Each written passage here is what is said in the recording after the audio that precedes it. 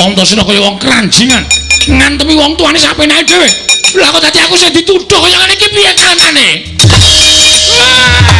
Wah, iki menungsane parah kowe.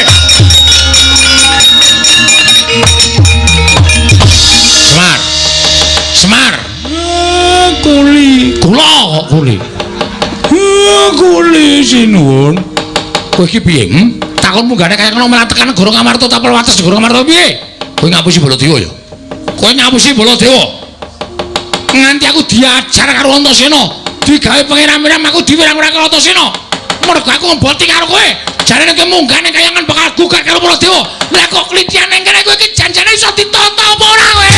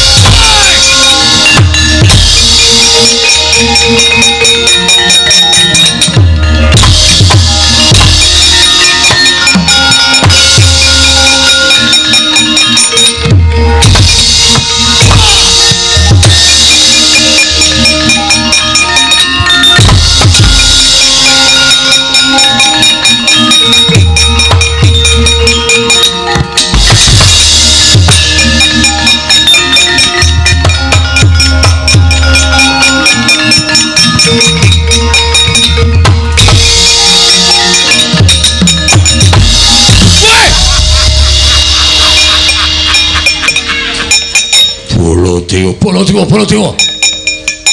Wah, ngopo melu ngajar Semar? Menungso ora tatanan manuk maning jajaran ati iblis. Wong tuwa ora iso dicekeli gunemane. Jare kowe iki tekan kayangan. Kowe mau ditemu karo ngedepel karo aku lha kok dadi kowe tekan Guru Ngamarta. Kowe ngapusi karo aku lho. Mboten sinuwun. Werkudara ngopo Semar ajar? Wah, arep bangun desa dadak nganggo tumbal gedhe Werkudara. Tegese Semar wis tegel karo aku. Tinembang aku ditegeli karo Semar tak tegeli. Ayo bener kowe. Bengawan Solo. Wah. Mula wektu dina iki aku ora trima. Aku ya ora trima. Nganti kanane kaya ngene aku ora trima. Kowe kudu tanggung jawab Semar. Aku diwirang-wirang karo Antasena. Wah, ayo kake. Dadeno tumbal Werkudara ning jagalan kaya sapi. Iki piye lakone?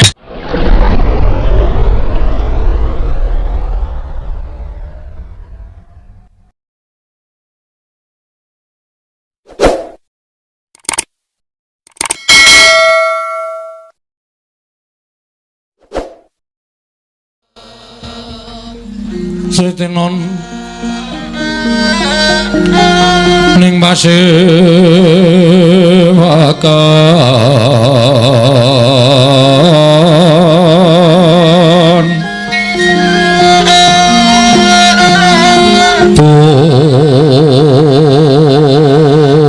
busana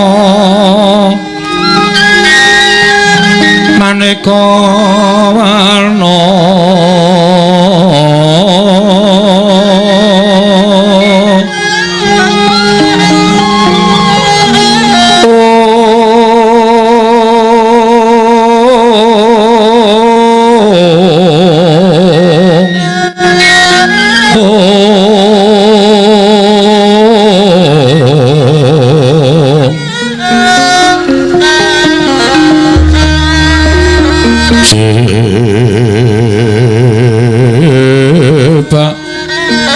Puspiteng Modyana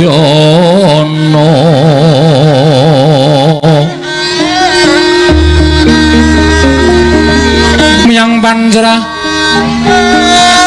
sarwarukma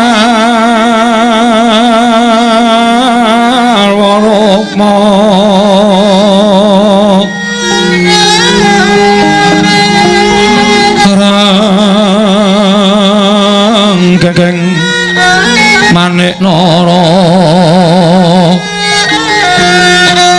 narawata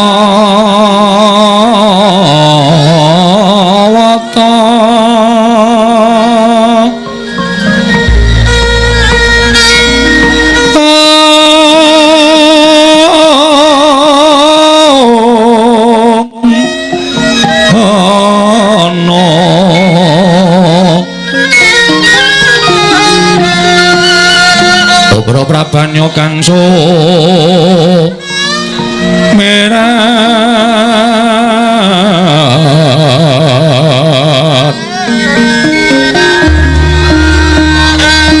kenyararing deca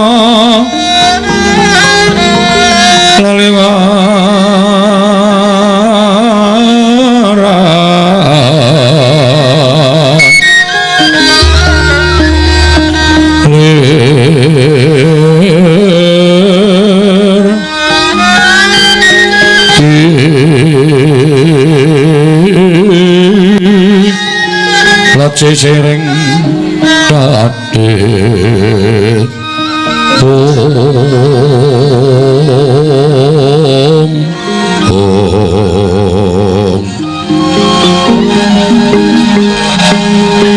wimbo kekandha mrek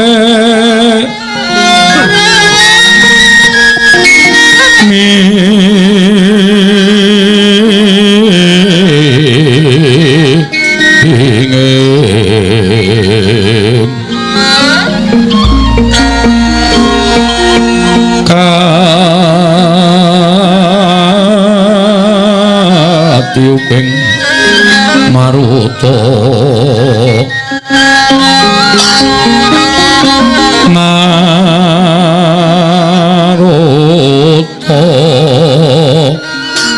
mando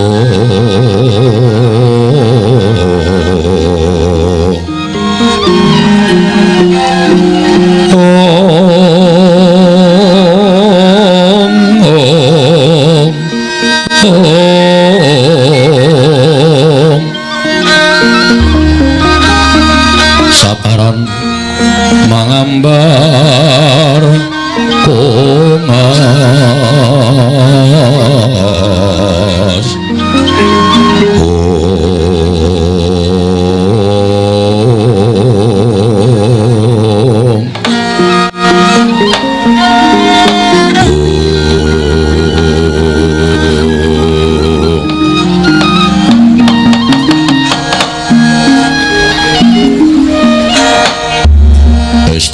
jagat manik raja dewaku paman Haryo Sengguni ayo ndadake kagiat pengresi paman manira pijiwen teng ajengan manira paman Patih Plasa Jenar kawula nun nggih anak Prabu sakelangkung gurawanan panampinipun ingkang bapa ing kepatihan dupi kula tampi timbalanipun paduka anak Prabu ing Ngastina wonten ing jawisangku watos sing manah pindharan salomba pinanjering alun-alun kumitirat caruk maras nanging sareng wonten ngarsa paduka tebih saking raos kemarasan nggih kepareng ingkang bapa cumadung dawuh pangandika paduka anak Prabu ing Ngastina nggih paman kadiwaran anggone si paman ingsun percaya minangka dadi batal wakil ingsun mranata tata rakiti negari Ngastina paman Patih Haryo Sengguni menawi paduka anak Prabu ndangu babagan tata rakiting praja sadaya mboten badhe anguci wani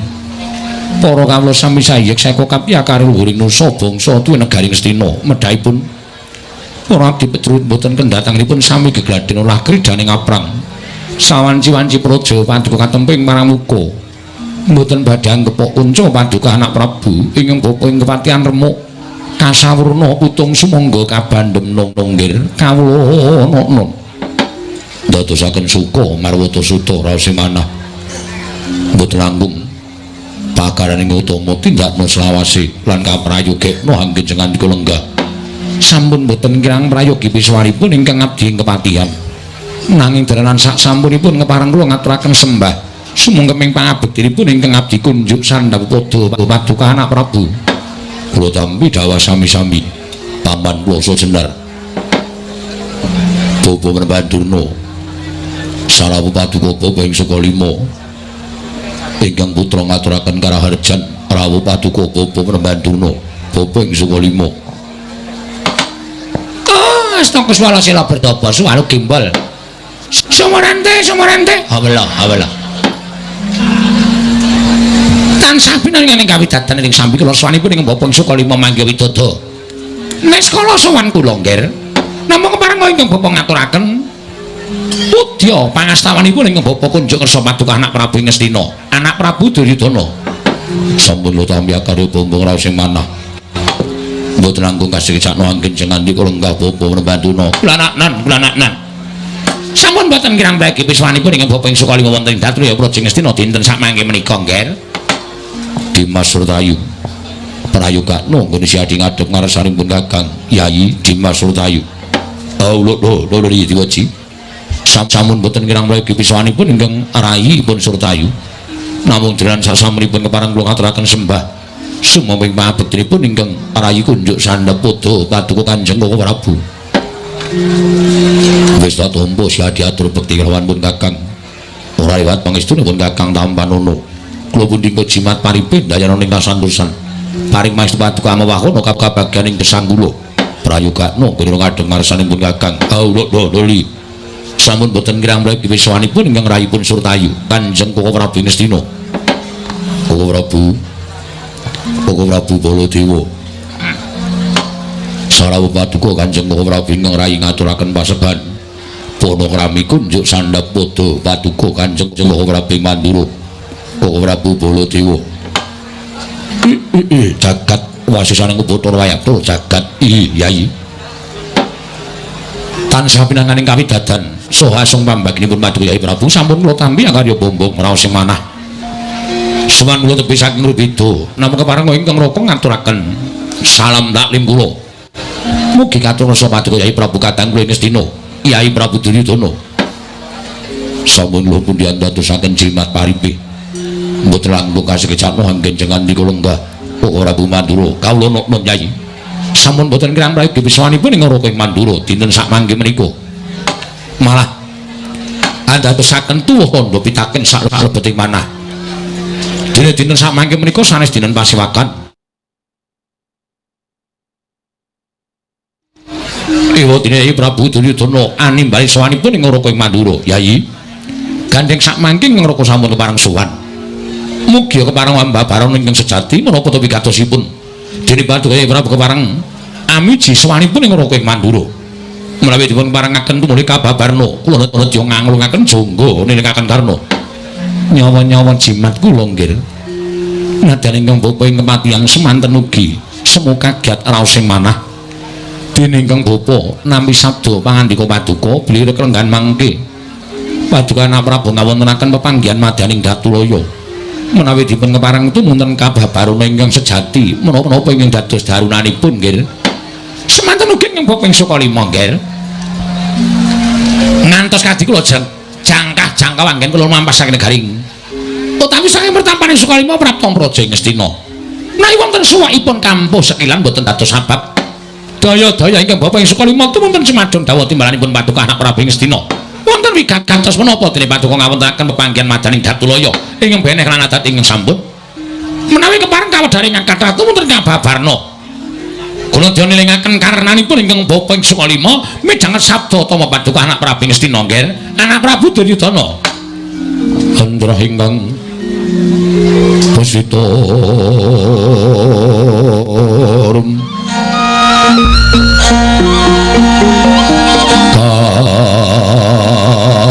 kasiring samirana mrih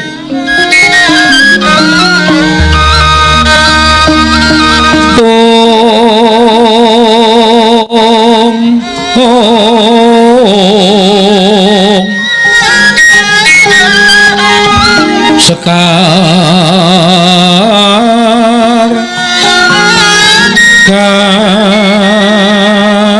kadung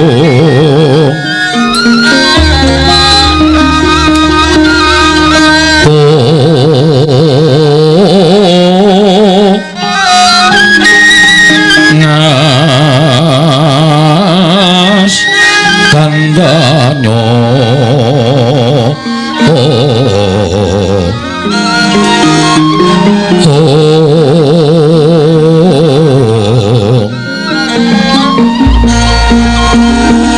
maweh raras renaning driya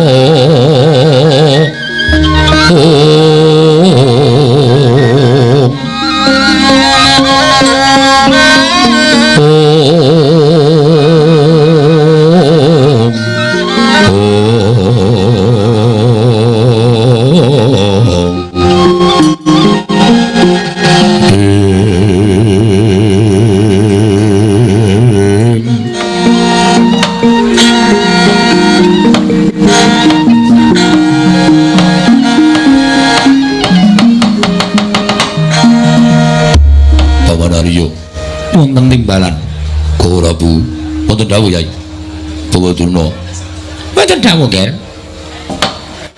wonten ing parapatan Datuya negari Ngastina wong salawang wangsul kula ngawontenaken pasiwakan wong salawangsul kula ngawontenaken pepanggihan wong salawangsul ugi pirembagan menika badhe kula baleni wonten salebeting kedhaton negari Ngastina mboten sanes anggen kula tansah kepengin mboten sanes anggen kula tansah gawang-gawang tuwin gadhahi gegayuhan inggih menika nyawang kunarpanipun para Pandhawa ateges madyaning pasiwakan negari Ngastina menika mboten benten kaliyan ingkang sampun kelampah ingkang sampun kepengker kula badhe ngrembak pejahipun para Pandhawa ladalah jagat dewa Bathara jagat pangesungkara nuwun sewu Yai estunipun anggen kula sowan kedarang-darang saking negari Mandura menika katimbalan dening Prabu Duryudana ingkang gemana musik wonten manahipun ing Raka Pandura sak mboten-mbotenipun jejeripun Alendra menika merembak perkawis negari sebab ingkang menang jenenge bor kawontenan negari Ngastina menika namung Paduka Yai Prabu Duryudana tuwin ingkang saged damel kuncara miwah mbotenipun mraja menika inggih Paduka Yai Prabu Duryudana pendak-pendak ingkang Raka katimbalan sowan wonten ing margi menika kula tansah nyuwun dhateng panguwasaning Jagat Kamurweng Dat mugi-mugi sowanipun Baladewa wonten negari Ngastina menika dipun ajab supados ngrembak perkawis praja utawi perkawis kanalindranipun Yai Prabu Duryudana. Nek kok sepur geseh. Merujuk saka kudangan uwal saka gendongan. Pendak-pendak Baladewa katimbalan sowan pendak-pendak kula katimbalan ngabyantur ngersa Paduka Yai Prabu sing dirembuk ora ana liya mung patine para Pandhawa. Nuwun sewu. Wong salwangsul ngajab pejahipun para Pandhawa. Mongko mboten nate kelampah. Mboten nate kelakon. Lah kok isih padha grembug meniku janjane grembug apa? Kula tak tuni prisa. Tur malih. Saking pandugi kula lan saking pangetenipun ing Raka ing Mandura, Pandhawa menika mboten nate damel lontran-lontran wonten negari Ngastina. Pandhawa menika mboten nate damel geger wonten negari Ngastina. Ning pendak-pendak diajab patine, pendak-pendak diajab supaya Pandhawa menika ampun ngantos lono gesang wonten ing Madyapada. Kula tak nyuwun prisa supaya Baladewa ngerti supaya Baladewa menika cetha anggenipun saged nampi pangandikanipun Yai Prabu Duryudana. Janjanipun perkarane apa? Terus menawi Pandhawa sama mangke sampun dumugi ing pejah menika batinipun Yai Prabu Duryudana menika menapa? Kula tak nyuwun prisa. Oh Prabu, wonten dawuh. Bloko Suta ingkang boten damel tentrem manah kula. Ingkang boten saged damel jenak manah kula dados nalika wonten negari Ngastina menika namung para Pandhawa. Liripun kula tansah gumana musik. Menawi Pandhawa ngucik negari Ngastina, menawi Pandhawa menika nyuwun negari Ngastina, tan wandi negari Ngastina menika wangsul dhateng pangawasin para Pandhawa. Akhire piye? Lah kok dadi para Pandhawa bakal nyuwun negara Ngastina? Mongko sampun cinadhang kudrating jagat. Sampun sinerat dening para dewa baline Ngastina benjang kedah lumampah perang ageng Bratayuda Jaya binangun. Mongko kula ngertos watak wantunipun para Pandhawa. Kula ngerti pambegane para Pandhawa. Ingkang boten nate nyelaki dhateng panguwasaning Dat Kamurweng Dat, boten nate nyelaki dawuhing para dewa. Nek dewa wis mesteke besok baline negara Ngastina menika wonten perang ageng Bratayuda, mesti wae Pandhawa bakal ngenteni tumapaking perang ageng menika kala wau. Menawi kelampah perang ageng tan wurunga kula sak kadang badhe pecah. Sababipun menapa? Kula nyuwun mahapunten. Sampun marambah makaping-kaping wong salwangsul pendak-pendak Kurawa sawibun Dayuda kaliyan para Pandhawa. Nadyan Pandhawa ming 5 cacahe, Kurawa 100 cacahe. Ning pisan kemawon Kurawa menika dereng nate menang menawi mungsuh para Pandhawa. Ateges wonten ing perang ageng Bratayuda benjang Kurawa badhe tumpes kelor kalebet ingkang rayipun Duryudana. Tuwin negari Ngastina badhe wangsul dhateng panguwasipun para Pandhawa. Nuwun sewu, panjenengan kok iso nemtokke upati uripe menungsa menika napa sampeyan ponakane sing gawe urip ya? Ya ngono napa pripun? Sanes. Lah. Bratayuda dereng lakon. Bratayuda dereng kasembadan. Aja sok ngempukke watu ngatoske banyu. Tegesipun nadyan wong salwangsul Kurawa menika perang kaliyan para Pandhawa. Ning Kurawa mboten saged menang. Wong salwangsul marambah-rambah Kurawa gejegan karo para Pandhawa. Kurawa ora iso menang. Nuwun sewu. Jroning Bratayuda menika beda karo regejegan ingkang saben dinten dipun wontenaken menawi Pandhawa pinanggih kaliyan para Sata Kurawa. Yai, Nyuwun mahapunten. Tiyang gesang wonten ing alam padang menika dipun menangaken budidaya. Mila tiyang gesang wonten ing alam padang menika dipun paringi akal pikir dening panguwasaning Dat Kamurwing Dat. Menika mboten kok kinarya angancam pejahipun tiyang sanes, angancam dhateng pejahipun mitra sutresna kadang sederek kawruh lan sapiturutipun. Ning pikir akal menika dipun ginakaken supaya budidaya kepiye carane yen pancen panjenengan gadahi pemanggih sesuk Bratayuda Kurawa bakal kalah. Bratayuda tasih dangu, Bratayuda urung iso ditemtokke wancine besok kapan wiwit-wiwit dinten sakmangke budidaya. Budidaya piye carane Kurawa iso menang mungsa para Pandhawa. Ateges benjang tumapaking perang ageng Bratayuda menika paduka Yai Prabu badhe ngukup kemenangan. Menawi Prabu Duryudana menika ngukup kemenangan, Ngastina mboten wangsul dhateng pangaosipun para Pandhawa. Gedang awuh pakel. Lho. Kok malah gedang awuh pakel? Nuwun pamunten. Kathah tiyang sepuh ingkang nyebataken omong gampang ning lakoni angel. Sampeyan ora dadi Duryudana. Mula sampeyan iso paring pangandikan kathah-kathah dhateng ing rayi. Ning menawi panjenengan Koko Prabu ngraosaken dhateng manahipun Duryudana, panjenengan ngraosaken dados Nalindra Ngastina, tartemtu pangraos paduka Koko Prabu mboten benten kaliyan ingkang kula raosaken. Mila dinten samangke kula mboten badhe uncat saking menapa ing sampun linantem dening ingkang rayipun Duryudana. Tegesipun kula tetep badhe ngrembak pejahipun para Pandhawa. Menawi Yai Prabu badhe ngrembak pejahipun para Pandhawa, nuwun pangapunten kula mboten tumut-tumut. Kula mboten melu-melu menawi ngaten sampun cetha. Paduka Koko Prabu menika lair ndedheple wonten negari Ngastina, ning batin sampeyan ngemuli lan para Pandhawa. Mangriyen, mangriyen. Sampun ngantos panjenengan gadahi panyokra boyo kados mekaten. Nuwun sewu, kula menika wong tuwa. Kula menika wong tuwa. Kula menika tinemu werda dening para Pandhawa, kula menika tinemu werda dening para Sata Kurawa. Jejering wong tuwa kaya Baladewa menika pengajeng japipun namung kula nyumurupana dhateng kadang-kadang kula taruna Kurawa lan Pandhawa menika sami rukun. Sami rukun, Yayi. Najan kula menika dados pengayomanipun para Kurawa, ning sampun ngantos kula menika dipun banci di Bansiladan, dipun sebat ratu sing banci di Bansiladan. Mboten. Kula mboten kepengin dipun sebat kados mekaten. Mila sak wayah-wayah sak wanci-wanci kula menika sowan dhateng negari Ngastina. Ingkang kula ajab namung setunggal. Kurawa rukuna lan para Pandhawa. Namung menika. Bab sanes mboten wonten. Yen Pandhawa rukun kaliyan para Pandhawa, ateges Bratayuda menika mboten badhe kasembadan. Yai Prabu bakal nuwak pinten-pinten korban ing badhe dumawak wonten negari Ngastina. Kula timenggali kawula ingkang mboten ngertos kentang kipuling lakon pojok pleret ing kahanan kasempyok ing aradan perang ageng Bratayuda wekasan kathah para ibu ingkang sami kelangan guru lakinipun, kathah para bayi ingkang sami nangis krana kelangan tiyang sang sepuhipun wonten perangan Bratayuda. Menapa mboten ngenes? Nggih. Lajeng menawi kula menika tinemu werda, kula menika ngajab rukuning para Pandhawa lan Kurawa menapa kula klentu. Menapa kula klentu? Upami kula menika dipun sebut klentu, klentune nggon endi, salahe nggon apa? Kula badhe nyuwun dawuh. Ih, mboten lebat lah. Nah, mboten lebat tegesipun menapa ing sampun aturaken menika leres. Inggih nanging kirang trep kalian manah kula. Kirang trepipun mapanipun wonten pundi? Benderanipun menika dados pengayomanipun para Sata Kurawa. Koko Prabu menika sampun saged dados pengayoman negari Ngastina. Ning pendak-pendak kula ngajab pirembagan pejahipun para Pandhawa. Wongsal wangsul panjenengan boten mathuk, wongsal wangsul panjenengan boten gathuk kan rembag ingkang kula damel wonten negari Ngastina. Inggih. Dasar kula namung setunggal. Kula boten kepengin Kurawa lan Pandhawa menika sami regejegan.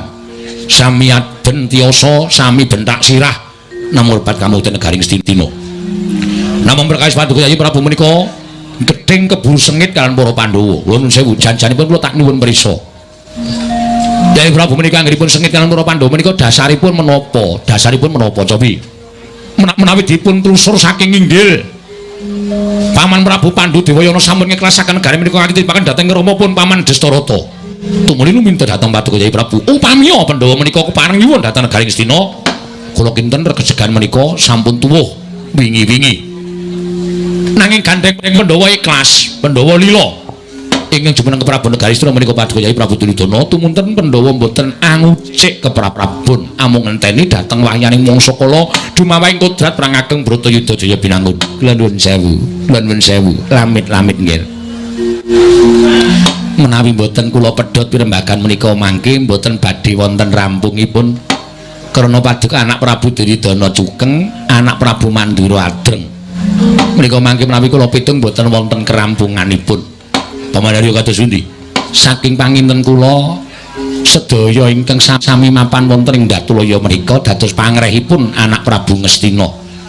Mila menapa ing dipun kersakaken Alendra Ngastina menika pantesipun para-para ing sami lenggah wonten ing Datulaya menika namung estu padha tumrap kula menika ingkang langkung sae. Mbuh hala, mbuh becik, mbuh bener, mbuh luput, nek wis dikersake dening ratu nayaka-nayaka sing lenggah wonten mriki sedayanipun menika kedah mastuti sabda pangandikanipun Alendra. Ah, menawi kula boten. Baladewa niku dipun nemu dhewe-dhewe. Baladewa aja kon manut karo sapa-sapa. Wonten mriki kula menika beda karo sampeyan. Nek sampeyan kali Babadara niku wujude patih, Babadara niku pujang-pujangane negara Ngastina. Ning Baladewa wonten iki Daya. Aku kuwi ratu dudu nayaka. Ha inggih, mangke nggih sampun duka rumiyin. Sampun pun duka rumiyin sareh menika tasih sonten. Sampun ngantos duka rumiyin kula menika namung mrenahaken, kedahipun sedaya ingkang mapan wonten negari Ngastina menika manut dhateng pangrehipun Alendra Ngastina. Menawi paman Arya badhe manut dhateng pangrehipun Kyai Prabu Duryudana monggo. Monggo aja sampeyan niku patih. Ning upama wonten rembugan menika ngrembug perkara patine para Pandhawa. Kula wis matur wong salwangsul, kula ora melu-melu. Kula ora bakal cawi-cawi. Kula moh diarani wong sing banci di Banjiladan. Kula moh diarani wong sing abot sisih. Kula ngoboti para Sata Kurawa dirasani dening para Pandhawa. Semono nek nganti kula ngoboti para Pandhawa. Terus kewajibane Baladewa wonten jagat menika pripun? Kula takon karo sampeyan. Samenika ngaten mawon. Saya suwe kak saya angel. Samenika ngaten kemawon nggih wonten dawuh. Ingkang boten purun rembagan perkawis pejahipun para Pandhawa dipun caosi kamardikan. Mergi anak Prabu Baladewa menika ugi nggadahi hak supados mboten tumut pirembagan madaning Datulaya. Ngoten paman. Nggih. Oh Prabu, wonten dawuh. Nek kateng Prabu, kula atur kendel sawetawis. Kula badhe ngrembak pejahipun para Pandhawa. Lah, nek ngaten tegesipun upami mangke menika badhe wonten tumindak utawi bab-bab ingkang badhe dados srana pejahipun para Pandhawa, kula mboten tumut-tumut. Mergi kula moh yen disebut ora mangan nangkane kok gabul pulute menika kula mboten kepengin. Mboten semanggaken. Katuran lenggah ing langkung sekica. Kula badhe midhangetaken para-para ing sami-sami badhe munjuk atur lan para-para ing sami saged tuwin sagah damel srana pejahipun para Pandhawa. Kula tak weruh pripun carane, kula tak krungu kaya ngapa sing arep ditindakake dening para Sata Kurawa lan Nyai Prabu Duryudana. Kula Prabu Kendel. Nggih. Paman wonten dawuh. Miturut paman. Nggih. Pejahipun para Pandhawa menika kados pundi? Kala wau kula menika sampun beto srana saking Plasa Jenar. Pejahipun para Pandhawa menika menawi cara kula dipun kendelaken kemawon mbincang menawi sepuh pejah piyambak nggih. Dipate? Pripun? Kula niku lek ngrungokake tenanan lho Dipate, kok sampeyan ngomong kok glece sapenake dhewe. Kakang Duna, pripun? Kula niki nganti kentekan akal. Pendak-pendak diaturi sowanane negara Ngastina diajab mikir patine Pandhawa. Monggo sampeyan nggih wis mengerti dhewe. Nggih. Wong salwangsul kula ngaturaken srana patine para Pandhawa menika kula nuwun sewu, ora tau kelakon, ora tau isa kasembadan. Conto marang Mbah Makaping-kaping, Werkudara, kula racun, kula bandoli watu, kula cemplungi wonten ing sumur upas. Mboten pikantuk pedalaning pejah, nanging malah pikantuk kanugrahan Tirta Rasa Kundha. Sampeyan yo eling. Eling. Bratasena kula aropaken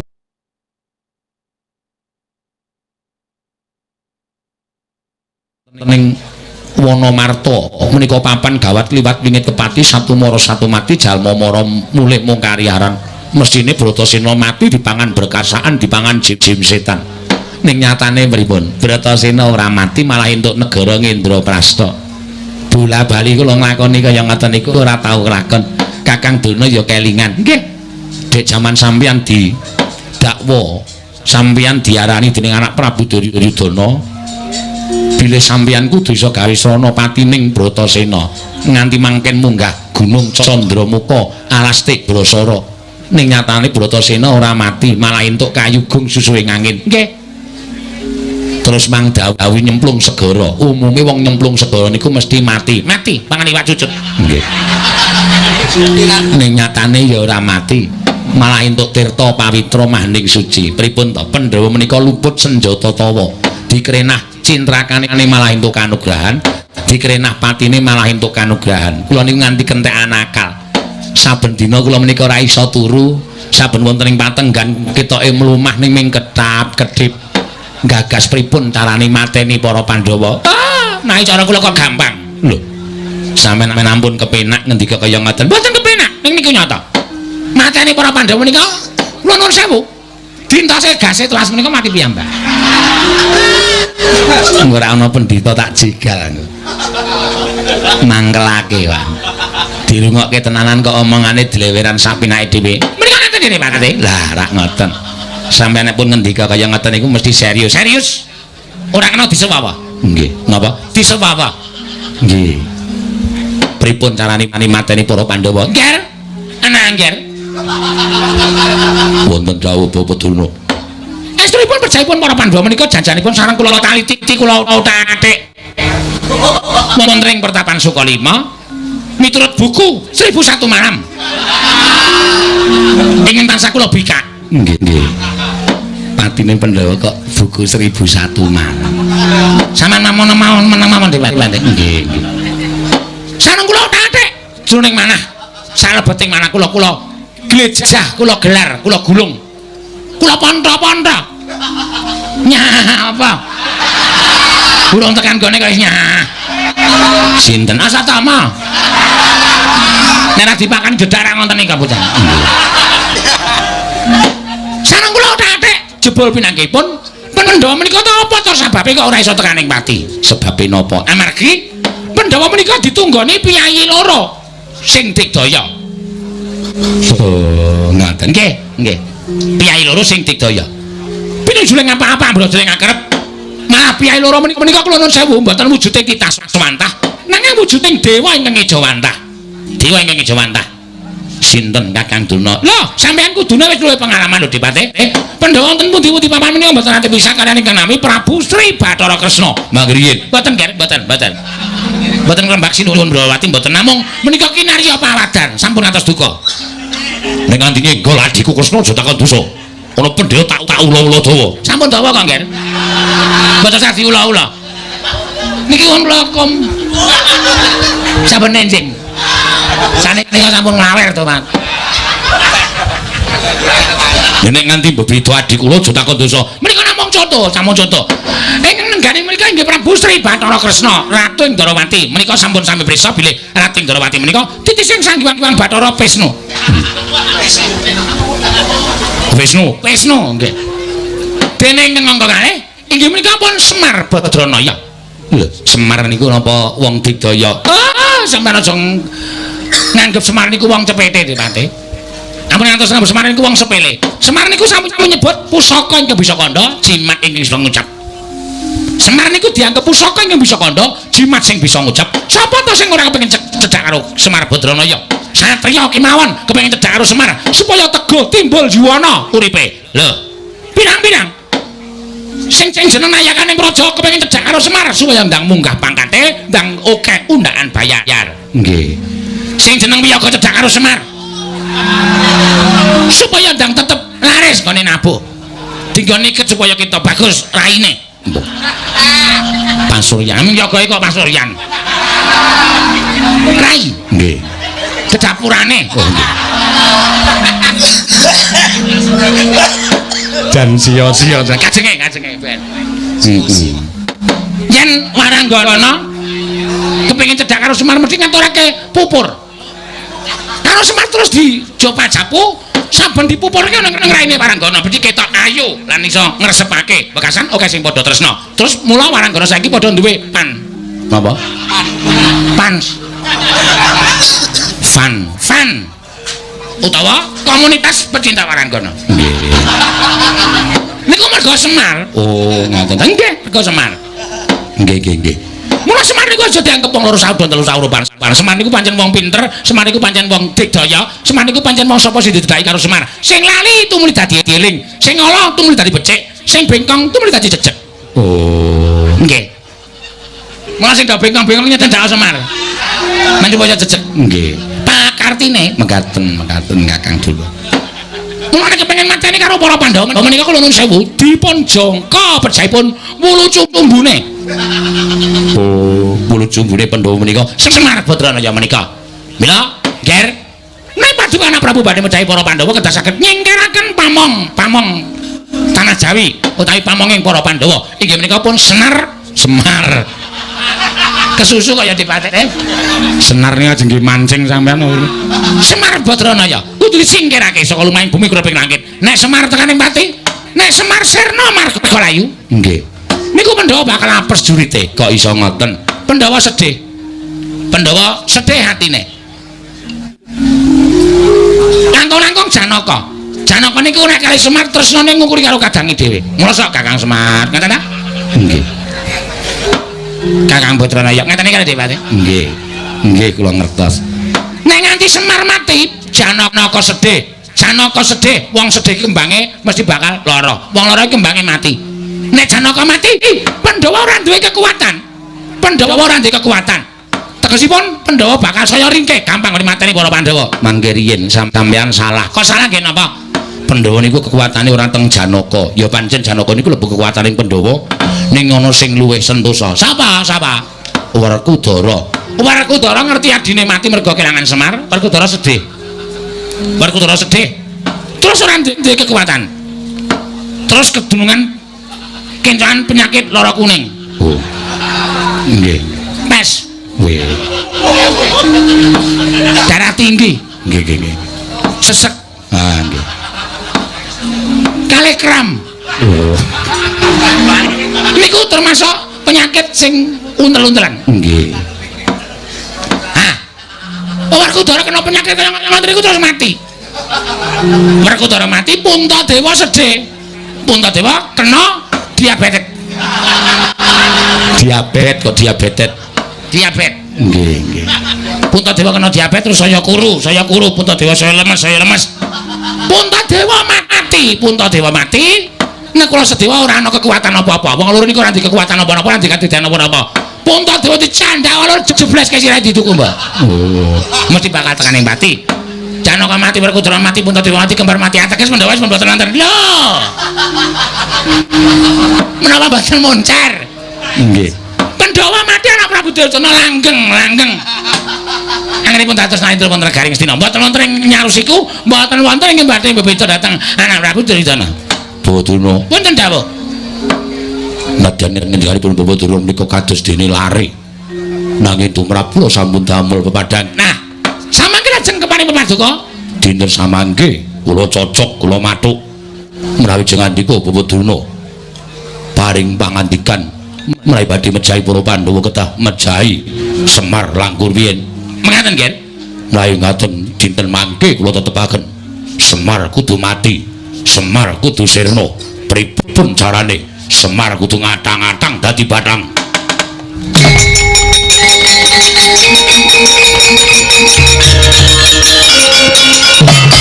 Andel ora.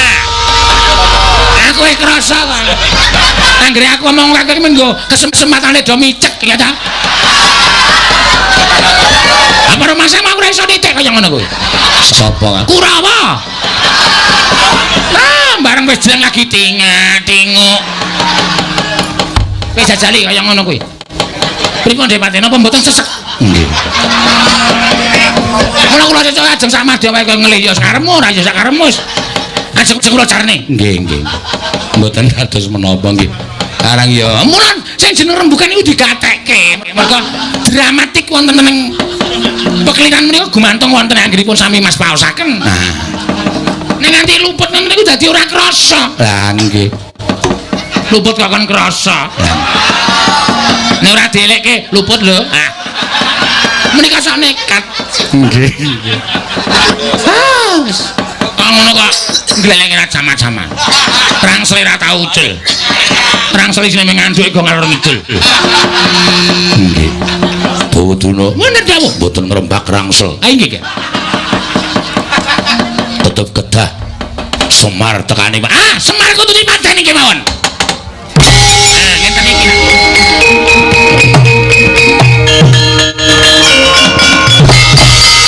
wis gek turu meneh. Jagat wasaning Bathara wayah Bathara jagat pati Indra Jaladewa. Yai wonten paring adadau. Nadyan kula menika kendel mboten tumpun pirembagan nanging dangu sangsaning dangu. Dangu manah kula menika mboten sekeca. Manah kula mboten jenak. Mboten jenakipun mapan wonten ing pundi. Krana sareng kula midhangetaken sabdanipun Begawan Durna anggenipun paring dawuh yen to kepengin mateni para Pandhawa kudu mateni Semar. Nuwun sewu. Saniki kula takut. Lareking pirembakan madaning Gatur negara Ngastina menika kala wau nembak patine Pandhawa. Lah kok tekan kono-kono wong ora luput wong ora kleru bakal harjat patine menika kula nuwun sewu. Weh latar. Mraingaten cetha pancen kepara saestu yen to Ngastina menika kedung-kedunge wong jahat. Ngastina menika kedung-kedunge wong elek. Ngastina menika kedung-kedunge wong culika. Najan kata para nayaka Punggawa nanging jebul direnggete wedi mati ora wani adu arep. Anane ming limpe saka mburi. Yai, kula wonten paring adhau. Menawi Prabu saestu badhe mejahi para Pandhawa sakmenika kula gadah atur ingkang samangke mugi kepareng nggalih. Sampun ngantos paduka menika pados rana ingkang culika mejahi para Pandhawa. Menawi paduka menika wantun kaliyan para Pandhawa, pejahing para Pandhawa menika monggo dipun tantang. Ditantang nyododo ndidodo, tangkep jojo kantaran bau. Aja milih setemah malas sabab bakal nyumurupi muncrating marus. Ning nganti paduka Prabu Duryudana menika mejahi para Pandhawa kanthi sarana licik, menapa mboten lingsem disenggo. Ratu Ngastina menika wong wadon pepinjungan sing ora wani adu arep karo para Pandhawa. Sakranjang koplak ngendika sampeyan. Mboten ajeng kula agem. Nadyan pripun carane mbuh ala, mbuh becik, mbuh licik, mbuh ora. Ning tetep Duryudana badhe pados rana pejahipun para Pandhawa. Nadyan kudu nganggo patine Semar. Menika ingkang kula ajab kula mboten badhe mangu dhateng kegayuhan kula. Oh ngaten. Nggih. Mari kula mekaten nadyan sawetawis sing ora mapan wonten negari Ngastina kula kadhawan supados kendel mboten tumput pirembagan ning jebul nyatanipun kula raosaken kok manah kula mboten kepenak manah kula mboten jenak dipun sekecaken habis sami pirembagan kula nyuwun pamit kula wangsul dhateng negari Mandura kula sumanggaken kula caosi kamardikan lenggah wonten mriki prayogi kundur iki mboten dados menapa nggih matur sembah nuwun kliyanana kula nyuwun pamit madhal pasang kula wangsul dhateng negari Mandura Yai.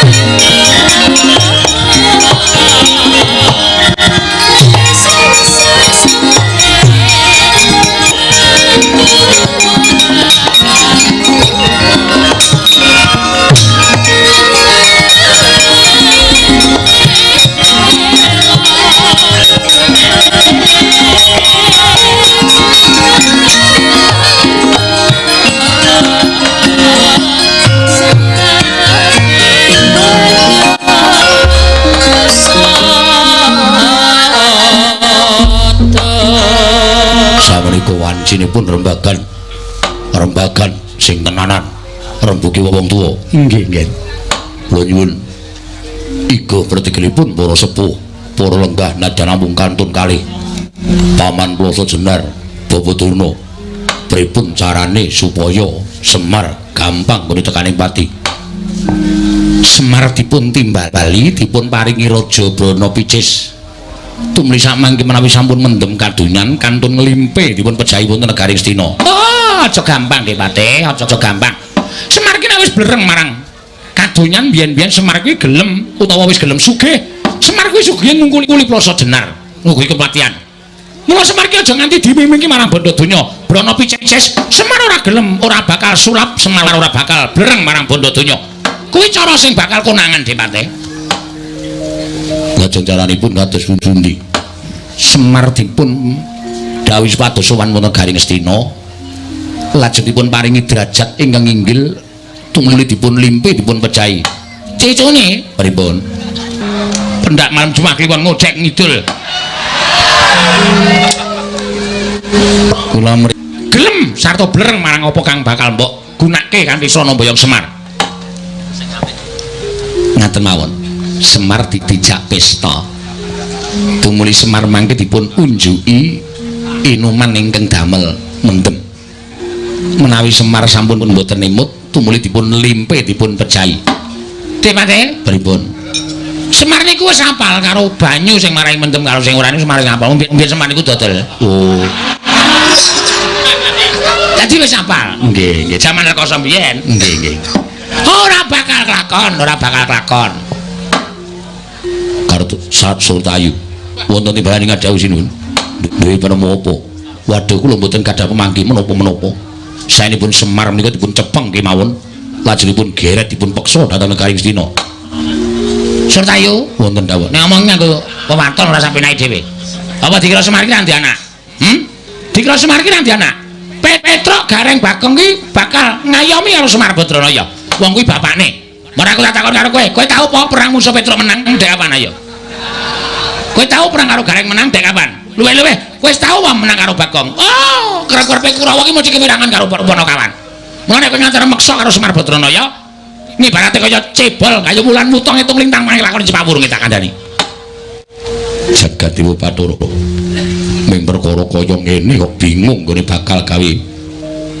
srana patine Semar Dik apa Mbak Yu jroning masiwakan iki bingung ming perkara gawe patine Semar Badranaya wong samangsul Rekyana Pati paring dawuh iwa dene ora ditampa dening Begawan Durna lah iya aku ya gumut ning ngrembug patine Semar kok padha bingung monggo Semar kuwi wong suci Semar kuwi wong apik iya lah mbok yo sranane Semar kuwi didhawuhi supaya somane negara Ngastina terus dikandhake nek Kurawa wis do insaf Kurawa kepengin dadi wong apik Kurawa kepengin dadi wong becik Semar kon menehi ya kuwi wujuding ceramah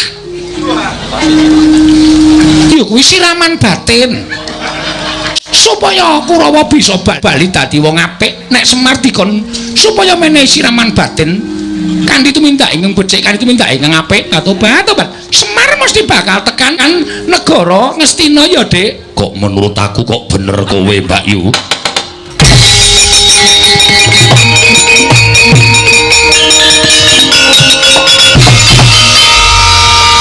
jenengmu sapa tobat kula nyuwun pangapunten sinuwun nyuwun pangapunten namung neraosan ora jenengmu sapa nami kula pun Kariem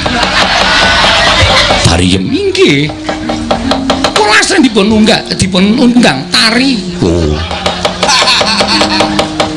nadyan kowe mung ngrasanan ning penemumu apik penemumu becik penemumu iso dienggo srana Semar tekan negara Ngastina diakoke Kurawa bakal insaf Kurawa bakal eling marang dalan sing bener Semar didhawuhi supaya menehi ceramah menehi siraman batin menehi tutur-tutur sing apik marang negara Ngastina yen Semar wis tekan kene gampang gone mateni jagat Dewa Bathara nadyan ming abdi wae kok penemune malah becik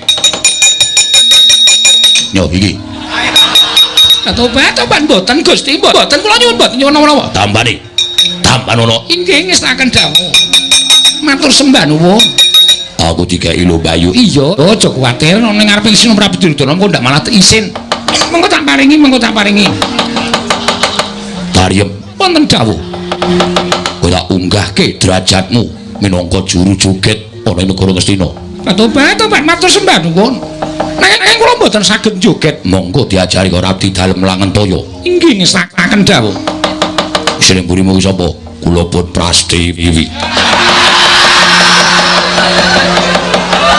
Mbak Yumu tak dadekke juru joget kowe tak unggahke pangkatmu dadi juru ngangsu wong wedok lemune kaya ngono lho iki kestaken dawuh saka ngisor sendang munggah tekan pasiraman tutuk angsoni nggih kestaken dawuh mboten badhe kula Dawa keparengipun Silih Prabu Duryudana. Ing atase ming abdi-abdi kok iso menehi penemu sing apik-apik, sing gerang-gerang, sing tuwa-tuwa, pintuting clemong ora ana gunane.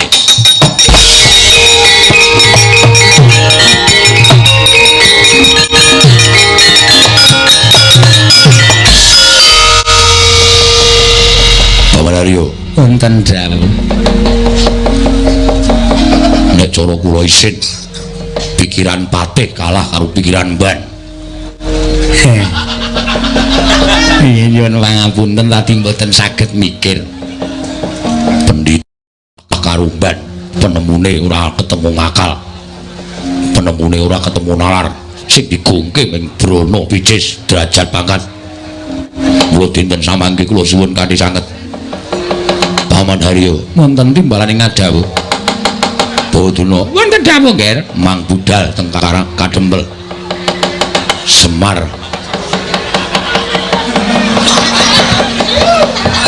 sapa kakang kok gawe geger ning ora ingkang padha gandeng sipur.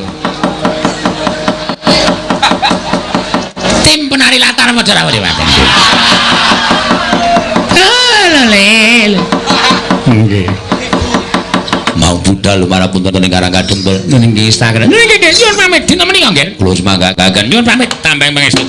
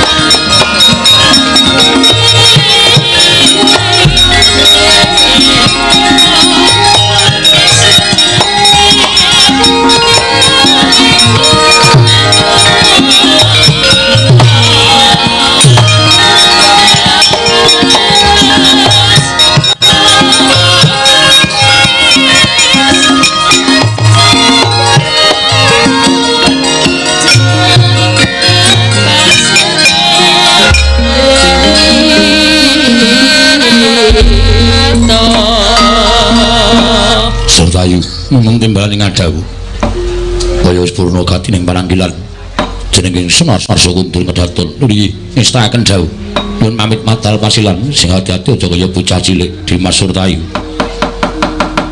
purna gati ning pananggilan Sanata Kuntul Kedaton jeluk saking damparan cara kedampit gambaran gading kadheraken sanggaring Plomban Cedi manggung ketanggung Joko paloro ingkang sami ngambil umataraning Prabon kawis dengan saking mandura tindaknya Sri Naranata pilot kakatinon saking mandura kaya tansah jejengkaran tindaknya Sri Naranata wae paripurna sang nata asawi kundur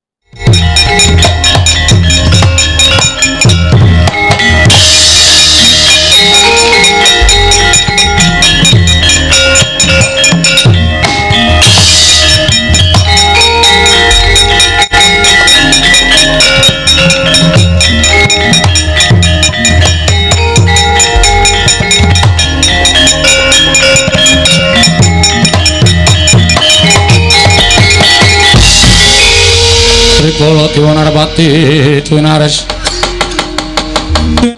Wara Kresna kalangkung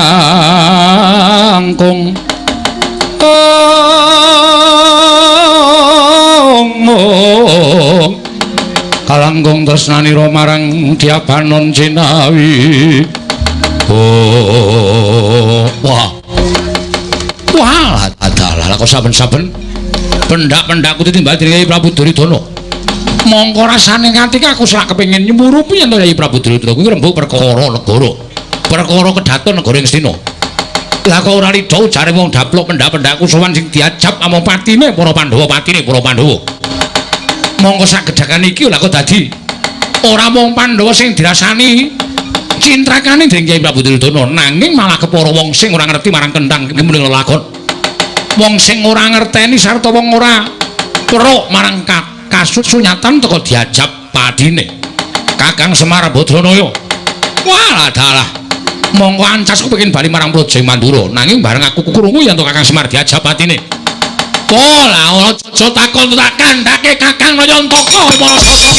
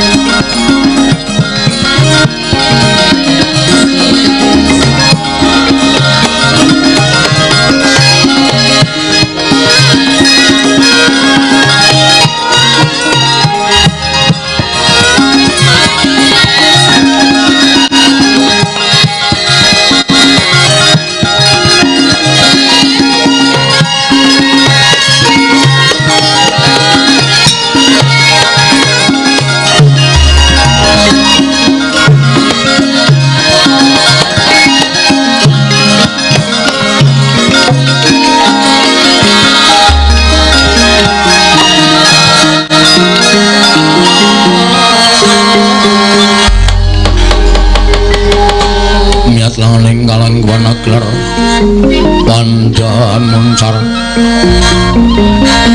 tinon lir kekonang surem sorotetan padang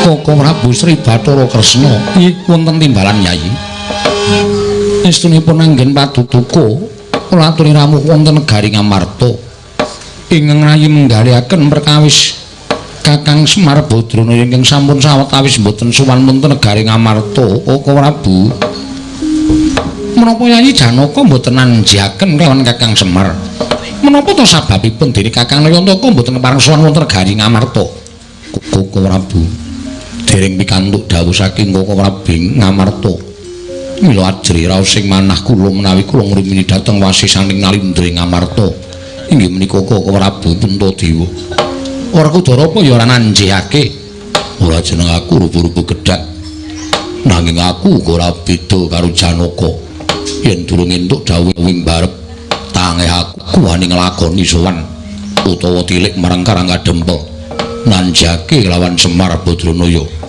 Koko Prabu ingem katen sak mangke Koko Prabu mugi kepareng nggali nganti dhateng kadang kula salah setunggal kepareng tinju dhateng Karangga Dempel nanjaken dhateng Kyai Semar wonten menapa dene mboten kepareng sowan wonten negari Ngamarta Koko Prabu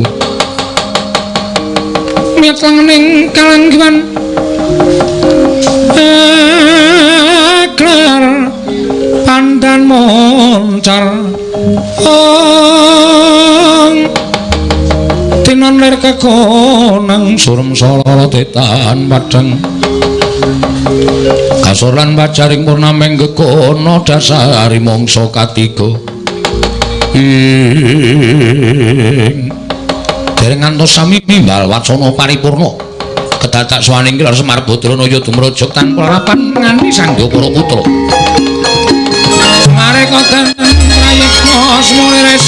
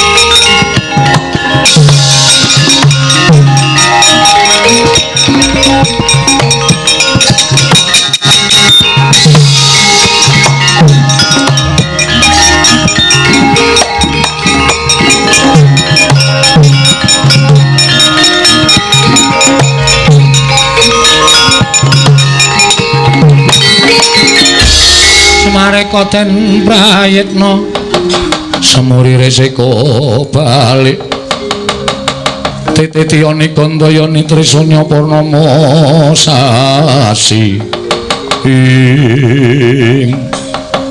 Koko Prabu nembe dados raosan teka menika Kakang Semar sampun sowan Kakang Nayantaka padha arja sapraptanira kedhuwek sadulit-lit inggih sinuwun kula ngaturaken bekti kula kunjuk diwaji iya Kakang Semar ora liwat pangestuku tampan ana nggih kula pundi nggo jimat Kakang Semar padha raja sapratamu sinuwun Ndarawati wilujeng bekti kula kunjuk nggih Den iya Kakang Semar kok kaya ora kepenak awak-awake masuk angin apa piye mboten lah kok suaramu kaya radat sabene pancen kados ngaten sinuwun Kakang Semar Padhararja sinuwun anu sapa anu Ndara Janaka wilujeng Dipol Padhararja sapratamu Ndara Werkudara kula ngaturaken bekti kula kunjuk ya tak tampa apa to sababe dene Kakang Nayantaka musawetara wektu asuhan marang Praja Ngamarta yen to pancen ana piranganing Pandhawa ingkang gawe kogel kagelan atimu Kakang Semar samengko Kakang Nayantaka ndak aturi paring dawuh yen Kakang Semar darepi panjaluk napa Kakang Semar nuwun sewu kula niku suwe mboten sowan menika merga nembe ngerancang apa Kyai Semar anggen kula bangun desa Margi kula kepengin bangun desa Karangkadempel mboten kok bangun wangunan sing apik mboten. Nanging kula kepengin bangun karukunan katentreman sing mapan enten Karangkadempel. Ning jebul syarat sranane kok angel, kok abot nek mboten kula aturke niki mboten ajeng kelakon. Ning nek kula aturke kok damel sakit penggalipun Pandhawa sewiji-wiji. Syarat sranane apa Kakang Semar margake matur marang panjenengan ingsun. Sasmitaning Jawata ingkang kula tampa, syarat srananipun boten sanes Karangkadempel kudu ditumbali ngangge Getih Ndara Werkudara den.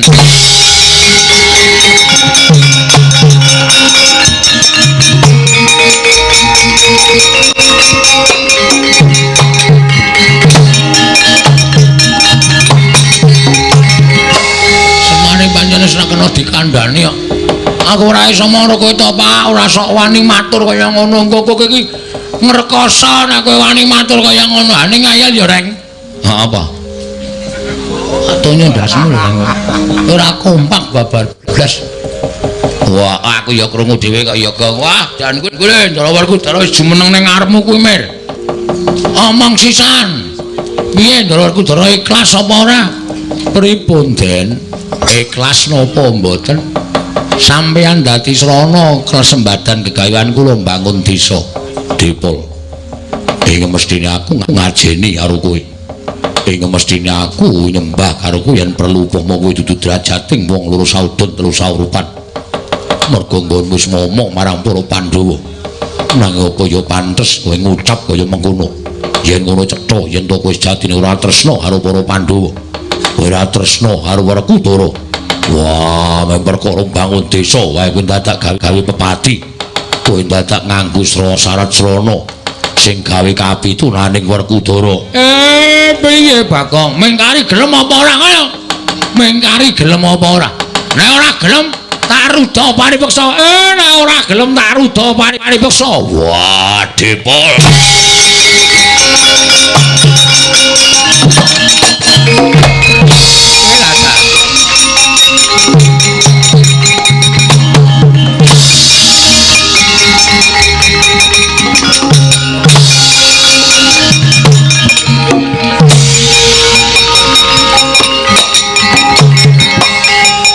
Ngono wis tegese ngajar ora awake dhewe. Ning Ndara Werkudara. Dosa lho kok kaya ngono kuwi. Tamut ndasmu lho, Reng. Iki wis dadi sistemku kok kuwi dadak mesti ngendondone. Ning nganti kae engko sing dadi Semar kuwi cilik lara gedhe tekaning pati. Dewa lara. Dewa ora iso lara, ora iso mati. Diajar kaya ngapa ora bakal iso mati. Wis men kapok. Men jerah. Apa? Jerah. Jerai apa? Jerai isin. Wah, bayang jerai kapok. Heeh. Men ora bebeda karo uripe bapak ning alam padang rek.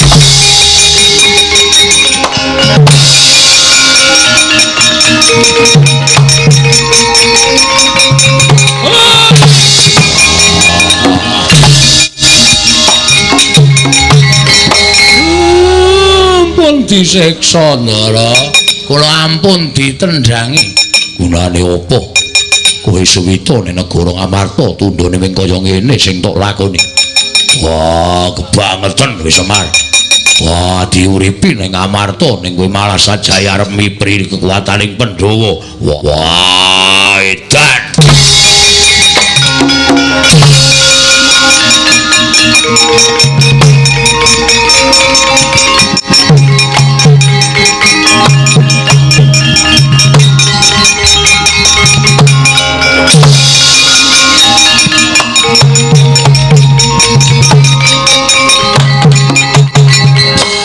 Sik iki kok gawe gumun to? Bab napa? Lho biasane bapakmu kuwi nek dipiloro karo wong kowe iki mesti padha runtik. Lah kaya ditendangi Werkudara kok kowe do meneng wae. Sing kurang kaprayitnan kuwi sampean. Lho. Kok kowe nyalahke aku? Oh, salah. Gunane apa? Kedapuk titik sing Sang Hyang Bathara Wisnu. Kudune iso nyawang sapa to Semar kae sejatine. Ora mentuk kandhaken ngapa dolan nesu. Ora nyambut gawe ngapa mentuk kandhaken. Ora edan sedan kowe. Us. Aku ki ratu tok unekke edan. Ayo disawang. Kanggo permono jati. Sapa sejatine Semar kae? Kuwi lah ta.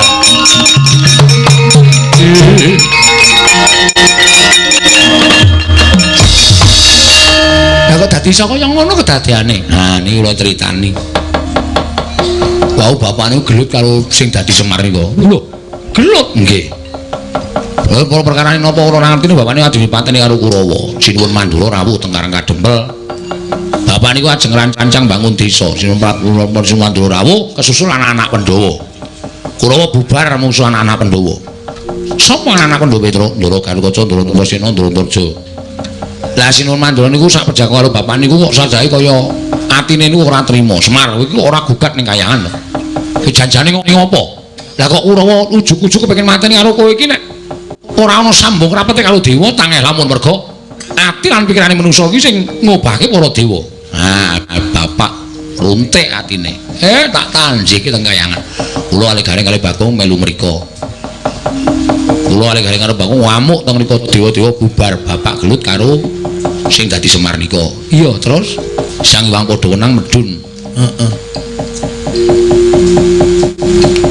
Ndukani sing dadi Semar nika. Kowe kok ora ngrasake Semar to. Semar ki urip ning alam padang, Semar ki urip ning alam donya wis rekoso dadi wong sekeng, dadi wong ora duwe tukang momong. Kowe wis kebekan derajat pangkat dadi nalindhaning para dewa kok isih duwe rasa gething karo Semar. Nek ngono hukumanmu mung ngrasake kaya dene urip kaya Semar. Jelek. Dadi Semar. Sapa? Nika wau. Lah terus Bathara Wenang wis Bagong Petra Gareng mangsa bara nggonmu Murba Masesa. Semar iki tak unggahke ning kayangan. Ben Semar ngrasake dadi diwaning para dewa, sing dadi Semar kae mung ngrasake dadi Semar. Wah ngono, anu iya, anu nggih. Kowe lah dalah iki mau ki sing ngakon nganggo tumbal Getiwer Kudara sapa? Ngacung. Lah kok isa-isane nglakoni mangane tangan kula sing ngajar Semar. Ora ora mentala wong wujude Semar. Ora ketan jerone du Semar. Ben diajar Ndara Werkudara. Kae engko nek nganti kena apa-apa piye? Mboten mungkin niku dewa sing dadi. Ora apa-apa diantem wae loro dela mari, loro dela mari. Nek nganti disudet kuku Pancanaraka. Lho, apa mlendring? Kok apa mlendring kok disudet? Ora bakal terdas. Pun sampean pitados kali kula ning rata awat-awat ndak geger kanane Bagong.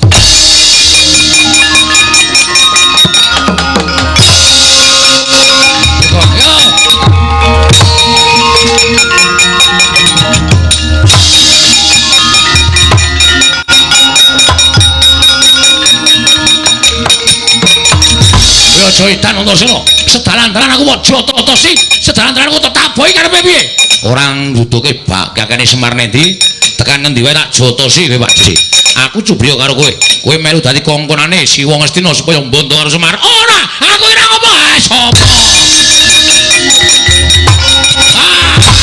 Antasena cerita aku ki wong sapa apa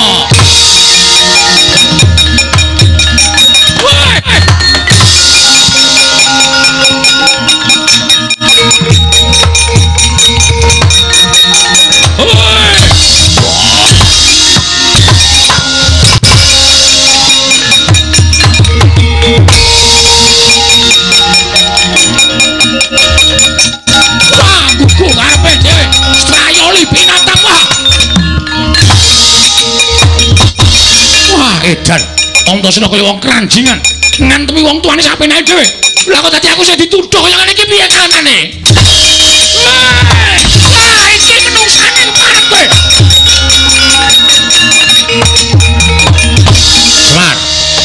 Semar kuli kula kok kuli kuli sinuwun kowe iki piye takonmu gak nek ngono malah tekan Negara Ngamarta tapel wates Negara Ngamarta piye kowe ngapusi Baladewa ya kowe ngapusi Baladewa nganti aku diajar karo Antasena digawe pangeran-pangeran aku diwirang-wirang karo Antasena mergo aku mboti karo kowe jarene kowe munggah ning kayangan bakal gugat karo Baladewa lah kok klitian ning kene kowe iki janjane iso ditata apa ora kowe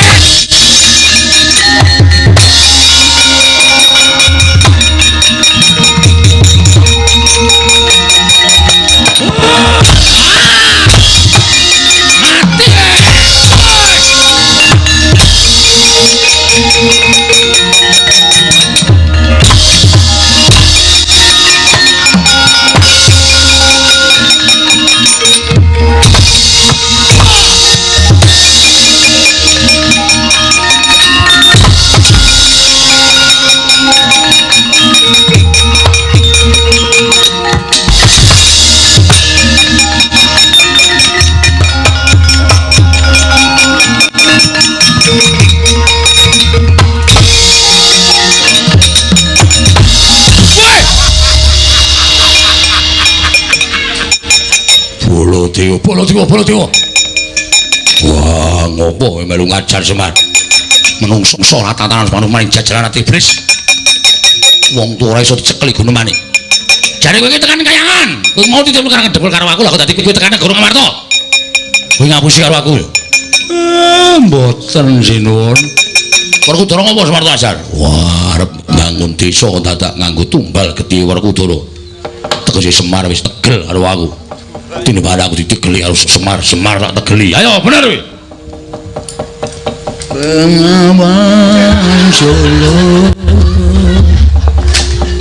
Wah. Mula wektu dina iki aku ora trima. Aku ya ora trima. Nganti kanane kaya ngene aku ora trima. Kowe kudu tanggung jawab Semar. Aku diurang-urang karo Antasena. Wah, ayo kakek. Dadeno tumbal Werkudara ning jagalan kaya sapi. Iki piye lakonane?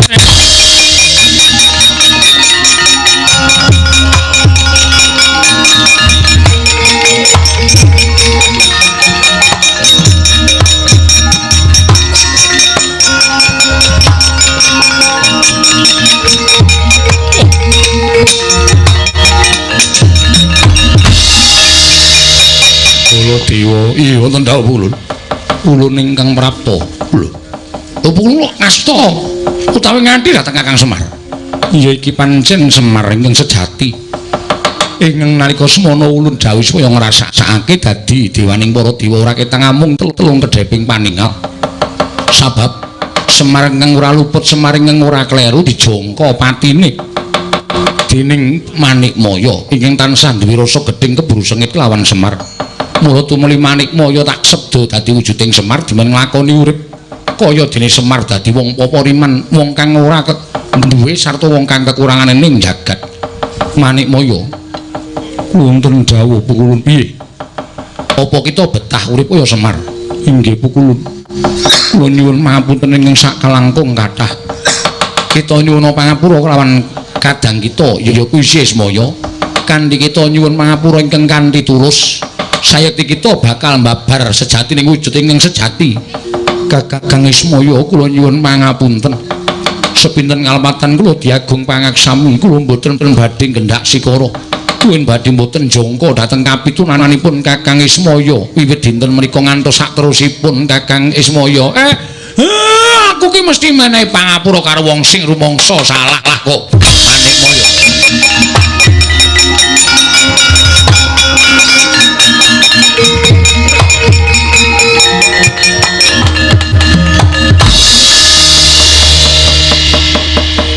Kita wis ngrumangsan luput Guru inggih.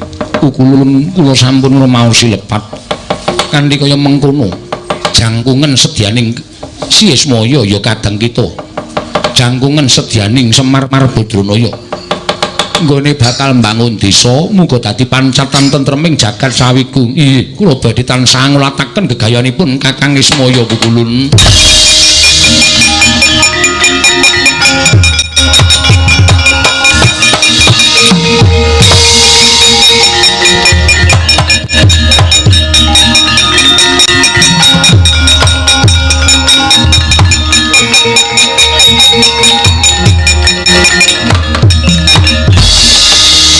Walah dalah kok tadi lakone kok ting kremit ora karu-karuan.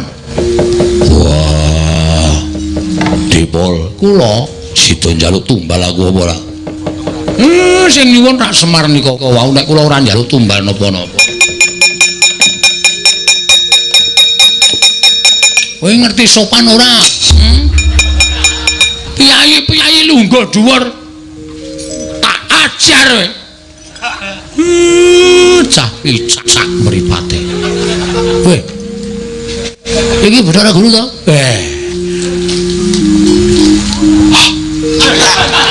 Wah, Semar tenanan iki ambune jengkol. Edan wis malih to, Pak? Wis. Iki lho ya kayane pancatan nggonku bakal kasembatan setiaku. Bathara Guru wis bali ning kayangan Bagong. Wah, wis jan urang tutuk le ngajar. Bagong edan. Aku ngajar Bathara Guru. Syukur kowe dosa nyemplung neraka kowe. Mane ngajar dewa cemplung neraka.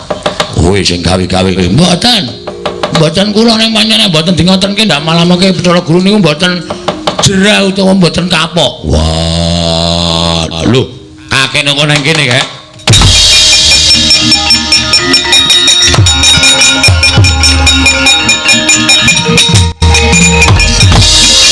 Kakene Semar Jayar bangun desa kok malah nang kene.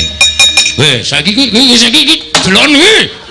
Kuwi didelokke kuwi seneng-senengane nglumputke wong gerang, nglumputke wong tuwa saiki salangan.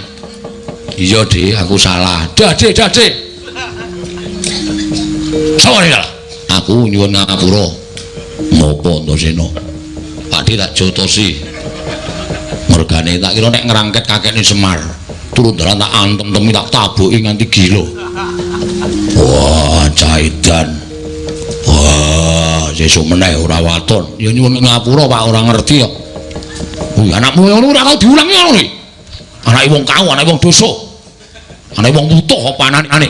Pak dhewe diajar aku ki ratu e. Turun dalan dijongkong-jongkongke. Nyuwun ngapura. Nyuwun ngapura, Pak. Wonge trima ora? Sapa? Sing ndok jotosi. Trima ora trima gajulane. Iki sing bilang rak malah wah, Werkudara ki malah nutur karo anake sing rapik to. Ora prayoga kaya ngono kuwi. Kakang Semar, arek kula Kyai Darmaji nanjake Kakang Semar nggone ora sowan. Merga kula pengin bangun desa. Pengin bangun desa nggih.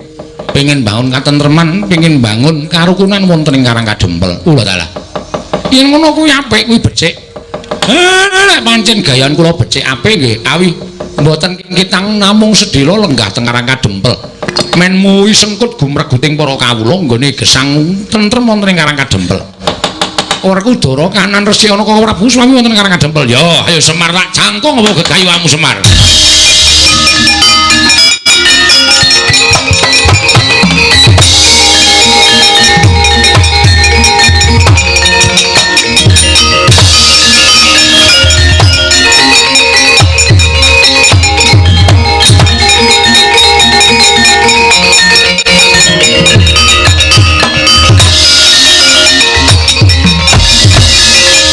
Werkudara, nggih. Jaluk Semar. Arep mbok nggo ngopo? Ah pateni Angkul Ngastina. Wah.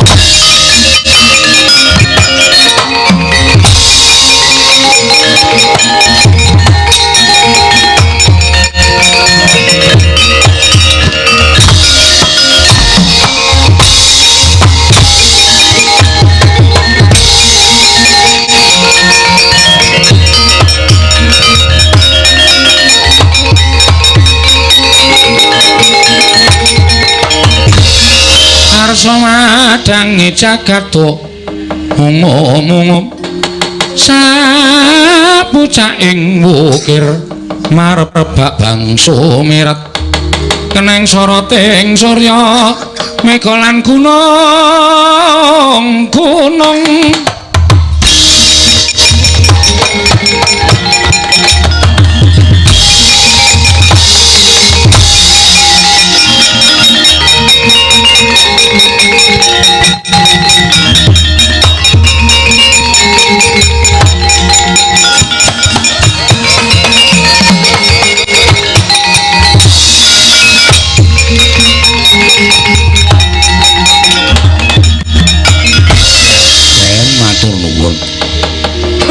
sedaya won paripurna kula wis disengkuyung anginipun badhe miwiti mbangun desa ya Semar.